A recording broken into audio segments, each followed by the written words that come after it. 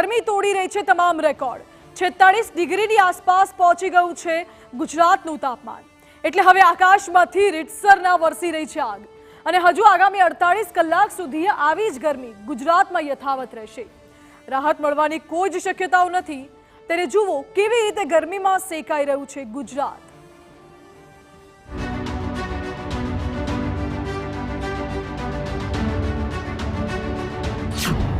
જીવલેણ ગરમીએ મચાવ્યો હાહાકાર।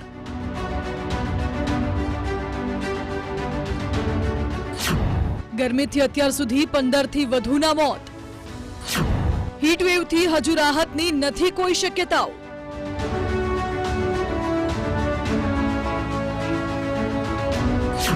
હજુ 48 કલાક રહેશે તાપનો તરખાટ।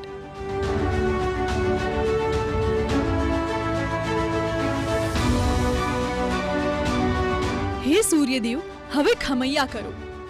ગુજરાતની 6 કરોડ જનતા હવે આવું કહી રહી છે। જો કે લાગે છે કે સૂર્યનારાયણ પોતાનો પ્રકોપ યથાવત રાખવાના મૂડમાં છે, જેથી હજુ આગામી દિવસોમાં પણ ગરમીથી રાહત મળવાની કોઈ શક્યતાઓ નથી। હવામાન વિભાગની આગાહી પ્રમાણે હજુ રાજ્યના 16 જિલ્લાઓમાં હીટવેવની સ્થિતિ યથાવત રહેશે। અમદાવાદ, ગાંધીનગર અને સુરેન્દ્રનગરમાં હજુ પણ આગામી દિવસોમાં તાપમાનનો પારો 45 ડિગ્રીની આસપાસ જ રહેશે। તો સૌરાષ્ટ્ર અને કચ્છવાસીઓએ ભીષણ ગરમીનો સામનો કરવો પડશે, જ્યારે મધ્ય ગુજરાત અને ઉત્તર ગુજરાતમાં પણ કાળઝાળ ગરમી યથાવત રહેશે।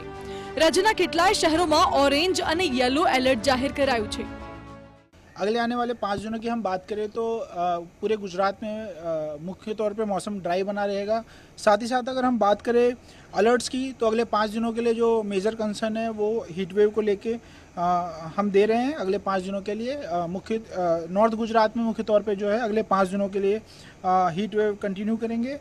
एंड सौराष्ट्र कच्छ में बात करें तो अगले 3 दिनों के लिए जो है कई जगहों पे जो है हीट वेव होने की प्रोबेबिलिटी है। असह्य गरमीए गुजरातમાં કાળો કેર વર્તાવ્યો છે। રાજ્યમાં હીટ સ્ટ્રોકના કિસ્સામાં પણ ધરખમ વધારો થયો છે। અત્યંત ભારે ગરમીના કારણે 4 દિવસમાં 15 લોકોના મોત થયા છે। વૃદ્ધોથી લઈ બાળકોના જીવ ભરખી રહી છે કાળઝાળ ગરમી। રાજ્યમાં હાલ ગરમીએ હાહાકાર મચાવ્યો છે। સતત તાપમાનનો પારો ઊંચો જોઈ રહ્યો છે, જેના કારણે હીટ સ્ટ્રોક અને લૂ લાગવાના કેસો પણ વધી રહ્યા છે। આવી જ સ્થિતિ મહેસાણામાં છે, જ્યાં સિવિલમાં આકરી ગરમીના કારણે લૂ, ઝાડા ઉલટી, માથાના દુખાવાના દર્દીઓની સંખ્યા વધી છે, જેને લઈને સિવિલ તંત્ર સજ્જ થયું છે અને દર્દીઓ માટે હોસ્પિટલમાં વિશેષ વ્યવસ્થાઓ કરી છે। સિવિલમાં જે પ્રમાણે કેસ આવે છે એમાં ઝાડા ઉલટીના થોડા કેસ નોંધાયા છે અને હીટ સ્ટ્રોકના ગયા અઠવાડિયે 3 પેશન્ટ ડિહાઇડ્રેશન સાથે અમારી જોડે આવ્યા હતા। એટલે આ રીતે થોડાક આવા પ્રકારના કેસ અમારે જોવા મળે છે। છેલ્લા 1 સપ્તાહમાં ગરમીનું પ્રમાણ વધ્યું છે, તો એવા કેસોમાં પણ ધીમે ધીમે વધારો અત્યારે જોવા મળી રહ્યો છે। ગરમીમાં ખૂબ જ પ્રમાણ વધી ગયું છે, એટલે અમે દર્દીઓ માટે હોસ્પિટલમાં બી સુવિધાઓ વધારી છે। એમાં અમે પેશન્ટને જ્યાં વેઇટિંગ એરિયા છે ત્યાં તાત્કાલિક શેડ કરાવડાયો છે કે જેથી કરીને ગરમીનું સહેજ પણ એમને અનુભવ ના થાય। તદુપરાંત પંખાની વ્યવસ્થા કરેલી છે। રાજ્યમાં સૌથી ગરમ શહેર સુરેન્દ્રનગર બન્યું છે। છેલ્લા 3 દિવસથી સુરેન્દ્રનગરમાં તાપમાનનો પારો 45 ડિગ્રીએ પહોંચી ગયો છે। હજુ પણ સુરેન્દ્રનગરમાં લોકોને ગરમીથી રાહત મળવાની શક્યતાઓ નથી। 26 મે સુધી હીટવેવની આગાહી છે અને ઓરેન્જ એલર્ટ જાહેર કરાયું છે। જિલ્લામાં છેલ્લા 4 દિવસથી 45, 45.5, 45.7 જેટલા ટેમ્પરેચર જોવા મળે છે રહ્યું છે।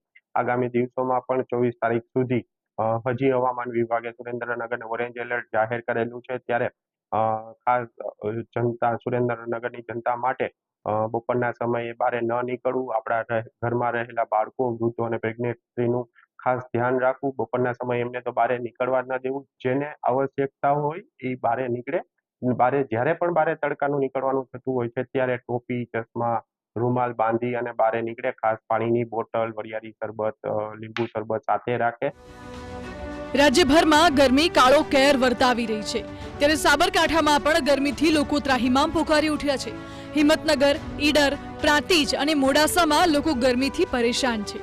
કાળઝાળ ગરમીમાં લોકોને હીટ સ્ટ્રોકની અસરના કેસ વધ્યા છે। છેલ્લા 1 સપ્તાહમાં લૂ લાગવાના કેસ નોંધાઈ રહ્યા છે। સરેરાશ 10 થી 12% દર્દીઓ ગરમીથી અસર થવાના 108 એમ્બ્યુલન્સને કોલ મળી રહ્યા છે।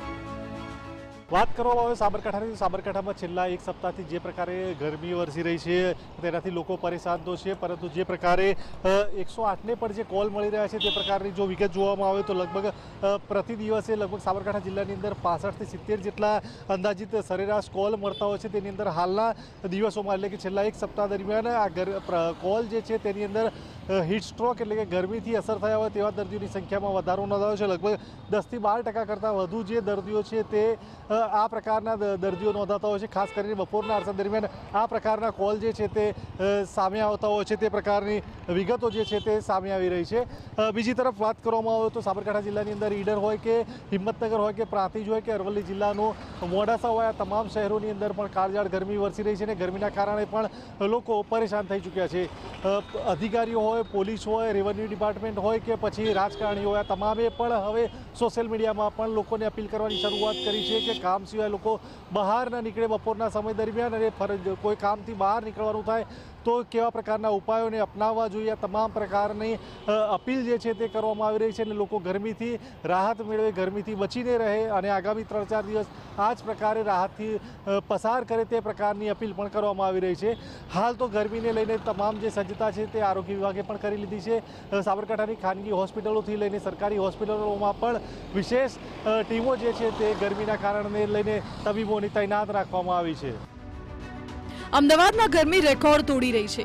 લોકોની સાથે સાથે પ્રાણીઓ પણ ગરમીથી તોબા પોકારી ગયા છે. ત્યારે કાળઝાળ ગરમીમાં કાંકરિયા પ્રાણી સંગ્રહાલયમાં વિશેષ વ્યવસ્થા કરાઈ. પશુ પક્ષીઓને ઠંડકનો અહેસાસ કરાવવા અથાગ પ્રયાસ કરવામાં આવ્યા છે.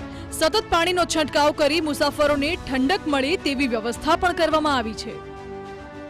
કાળઝાળ ગરમીમાં કોઈ પણ વ્યક્તિને રહેવું મુશ્કેલ ભર્યું બની રહેતું હોય છે, ત્યારે અબોલ જીવને કયા પ્રકારે આ ગરમીમાંથી રક્ષણ મેળવવું તે માટે ઝૂ ઓથોરિટી દ્વારા, કાંકરિયા પ્રાણી સંગ્રહાલય દ્વારા વિશેષ વ્યવસ્થા કરવામાં આવી છે. ઠેર ઠેર સિંહ, વાઘ સહિતના પ્રાણીઓ માટે વિશેષ રીતે કુલરની વ્યવસ્થા કરવામાં આવી છે. આ કુલર સતત ઠંડક આપે તે પ્રકારે મૂકવામાં આવ્યા છે. કુલરની સામેથી પ્રાણીઓ હટવાનું નામ ન લેતા હોય તે પ્રકારના દ્રશ્યો કાંકરિયા પ્રાણી સંગ્રહાલયમાં જોવા મળતા હોય છે. આ ઉપરાંત જોઈએ તો આવનાર જે લોકો છે તે લોકો માટે વિશેષ રીતે નેટ લગાવવામાં આવી છે, જેથી કરીને મુલાકાતીઓને પણ કોઈ પણ પ્રકારે ગરમીનો અહેસાસ ન થાય. સામાન્ય રીતે જોઈએ તો અમદાવાદ શહેરની જે ગરમી છે તે શહેરની ગરમી કરતાં કાંકરિયા ઝૂમાં ટેમ્પરેચર 5 ડિગ્રી ઓછું નોંધાતું હોય છે, કારણ કે અહીં આવેલા જે ઘટાદાર વૃક્ષો છે તેના કારણે ગરમીનો અહેસાસ ખૂબ જ ઓછો થતો હોય છે. પરંતુ તેમ છતાં સતત પાણીના છંટકાવ અને પશુ પક્ષીઓ માટે કરાયેલી વ્યવસ્થાના કારણે અહીં નજીવી ગરમીનો અહેસાસ લોકોને થઈ રહ્યો છે. આમ ગરમીથી તમામ લોકો તોબા પોકારી ગયા છે. હજુ પણ આગામી દિવસોમાં ગરમી આવી રીતે જ કહેર મચાવશે અને લોકોને કરશે પરેશાન. Bureau report, TV9.